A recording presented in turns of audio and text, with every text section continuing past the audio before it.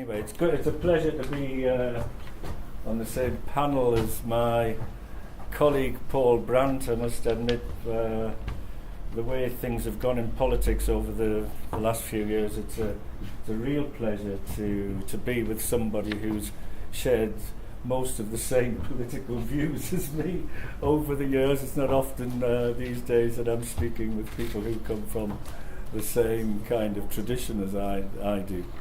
Good also to see some friends in the audience as well, Pam and Janet. Decades. We've known each other since before all of this transformation in Liverpool. 40 years, goodness me. A long time. And I just wanted just to introduce myself. I'm Malcolm Kennedy, former cabinet member for regeneration in the city. I'm delighted to see places like this popping up all around the city. Put the sound off. And also Lord Mayor last year, which is I got the first chance to meet Tim. And Lord Mayors aren't supposed to be political, but I can tell you when I was speaking that day at the European Movement meeting, I broke all the rules as far as Lord Mayors are concerned and firmly nailed my colours to the mast. And I feel very passionate about the subject that we've got. Anyway, Liverpool's story in the 20th century was one of decline. By the time I arrived here in 1974, it seemingly had no future. However, I arrived in the 70s, and something very important happened in the 70s, that the UK joined the European Community, as it was called then. Things were about to change, and a while later, things really began to change as Objective 1 and all the structural funds came into Liverpool, and the story of Liverpool's transformation began. We got that because the GDP of the Liverpool region was less than 75% of the average GDP for the then European Community. And unlike conservative governments, the European Union cared for regions, and therefore we were able to apply for Objective 1 and get it. And the last 25 years, since that point when Objective 1 started, we've seen a substantial transformation in the city. Much of that, the structural changes facilitated by that funding. Just to mention two, the Liverpool Echo Arena and the cruise terminal. Two major changes in Liverpool, two of the projects supported by European funding. The population decline during the 20th century saw Liverpool's population fall from about 850,000 to around about 450,000. The economic decline goes with people moving away. What European funding helped us to do was to stabilise that decline in population, and now we're seeing a tentative increase, I would say, in the population of Liverpool.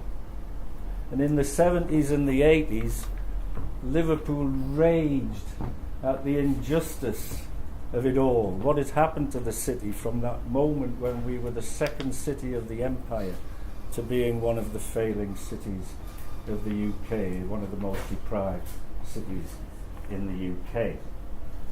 And as I say, by 2001 the population had fallen to 435,000. In fact, government at that time saw Liverpool's decline, and what their answer to it was, well, we're just going to have to manage it down, try and reduce social disturbance or control social disturbance. Let's not have a revolution on our hands in Liverpool. We very damn well near got one, but their answer was manage decline to Liverpool and its problems. And in my view, it would have been impossible, absolutely impossible, for Liverpool to recover from the situation it was in the 70s without the European funding that came. In fact, it's no real surprise that when it came to the referendum, the people of Liverpool voted 58 to 42. My home city of Newcastle narrowly voted. Actually, my hometown of Gateshead voted to leave. But in Liverpool, clearly seeing the benefits of being part of the European community, and the European Union, as it now was, voted overwhelmingly to stay. Mayor Anderson actually said at the time, I quote, "The city of Liverpool voted by a clear majority to remain in the EU back in June 2016, primarily because people in this city recognise the tangible merits of EU membership.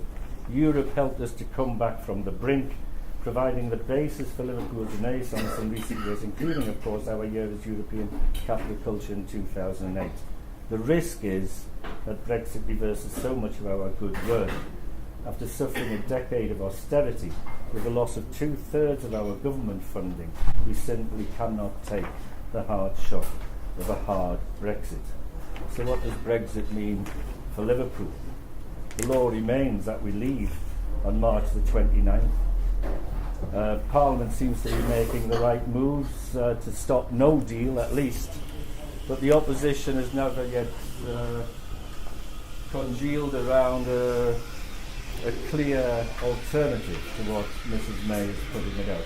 Some people like myself and a lot of people here arguing for a people's vote.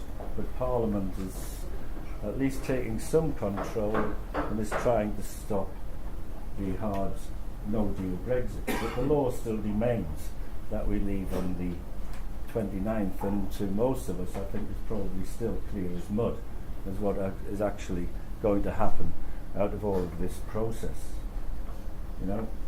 What do we know?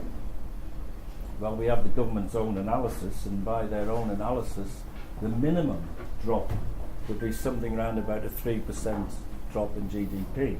And at the worst, with a no-deal Brexit, it would be something like 10% over 2 years.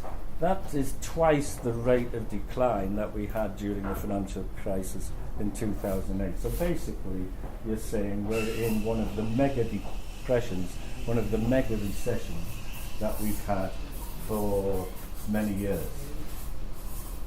What would the damage be caused? What damage would be caused? Well, 75% of the damage, according to government analysis, would be in financial services, the automotive industry, agriculture, food and drink, chemicals and plastics.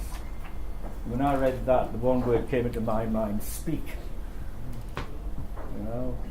There's the car factory, there's the airport, major employer in that area. Anybody think of the commercial district with its financial services and insurance, which are two of the biggest sectors in the city's economy?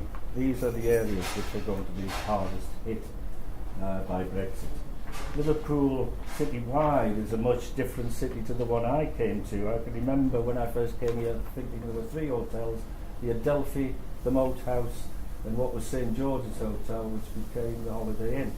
Look at the number of hotels we have now. Look at the number of eating places we have now.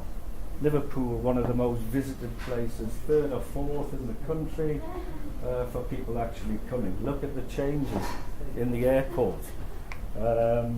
800,000 visitors from overseas last year.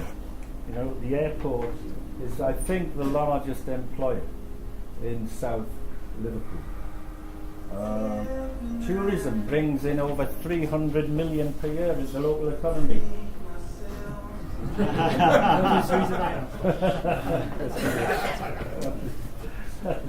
Do a Theresa May dance.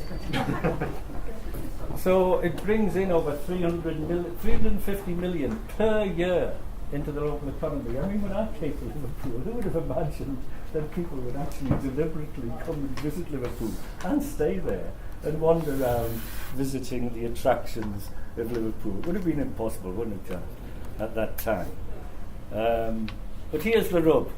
In that hospitality industry, in the hotels and the eating places, something like 20% or more of those employed in those industries are people that have come from the EU. They are EU migrants working in our businesses in Liverpool. Greg Clark, I mean, best to quote a Conservative minister on an occasion like this, but Greg Clark, the business secretary, said this year in Liverpool, firms fear that a tougher approach to immigration from Europe would affect their operations were being heard loud and clear by his department. He added that not enough time had been spent talking about the movement of people compared to that of goods following Britain's exit, when it could be just as damaging given that services accounted for 80% of the UK economy. About how our new customs arrangements with the EU need to keep the borders flowing and avoid costly delays and paperwork, but in order to provide services, it is people who must not be held up. This is a Conservative minister. I completely understand when companies say that they rely on efficient mobility as it currently stands, raising concerns that restricting people's ability to travel at short notice would be as damaging to our economy as frictions and disruption at our borders. As we leave the European Union, we must deliberately set out to maintain these rights and introduce as few new barriers to trade in services as possible. This is every bit as important as avoiding barriers in manufactured goods. And the evidence is overwhelming that Brexit threatens all of the progress that being part of the EU has brought to Liverpool. Summing up, it threatens the very sectors on which Liverpool's economy is based.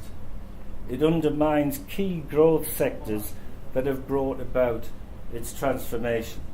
It threatens to cut off the supply of the workforce and population we need to continue that transformation. In Liverpool, we should be saying we don't want less immigration. This is a city that was built on immigration. We actually need more migration to Liverpool. That is the future of Liverpool's growing economy, if we're able to get that far. And at its worst, under a no-deal recession, it threatens to drive Liverpool back to square one. So, everybody get your DeLorean ready, because with Brexit, we're going back to the future. Thank you very much.